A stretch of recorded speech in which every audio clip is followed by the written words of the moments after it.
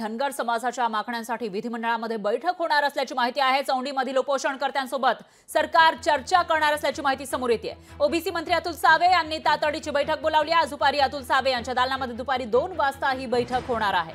OBC मंत्र्यांसह ग्रामविकास मंत्री आणि सार्वजनिक आरोग्य तसंच कुटुंब कल्याण मंत्री सुद्धा या ठिकाणी उपस्थित राहणार आहेत। तर धनगर आरक्षणासाठी लढणारे यशवंत सेनेच्या प्रतिनिधींना चर्चेचं निमंत्रण देण्यात आलं आहे। त्यामुळे आता नेमकी काय चर्चा केली जाते आणि त्याचबरोबर धनगर समाजाच्या ज्या मागण्या आहेत त्या पूर्ण होतात का याकडे आता लक्ष लागलेलं आहे आणि त्याचं उत्तर अगदी थोड्याच वेळामध्ये मिळू शकतं।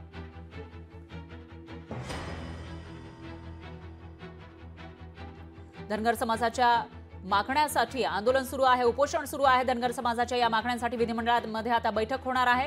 चौंडीमधल्या उपोषणकर्त्यांसोबत चर्चा केली जाणार आहे। तर ओबीसी मंत्री अतुल सावे यांनी ही तातडीची बैठक बोलावलेली आहे। आज ही बैठक होणार आहे। अतुल सावेंच्या दालनामध्ये दुपारी 2 वाजता या बैठकीला सुरुवात होईल। या बैठकीला अतुल सावे असतील, त्याचबरोबर इतरही नेते असणार आहेत।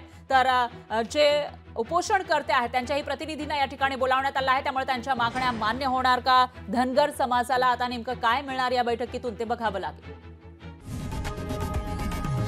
लोकशाही मराठी ऐका, पहा, जागरूक रहा।